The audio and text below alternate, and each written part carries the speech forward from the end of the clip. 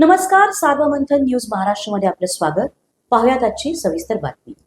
राहुरी शहरातील तनपुरेवाडी रोड परिसरात डॉक्टर तनपुरे कारखान्याचे चेअरमन व बाजार समितीचे सभापती अरुण तनपुरे यांच्या शेतात भला मोठा सुमारे 7 फूट लांबीचा विषारी डाग आढळून आल्याने परिसरात काही काळ भीतीचे वातावरण निर्माण झाले होते. शेतात काम करणाऱ्या नागरिकांना हा नाग दिसताच पप्पू डहाळे यांनी सर्पमित्र कृष्णा पोपळघट यांच्याशी संपर्क साधला.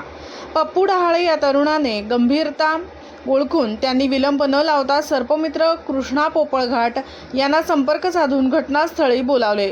काही वेळातच सर्पमित्र कृष्णा पोपळघट घटनास्थळी दाखल झाले.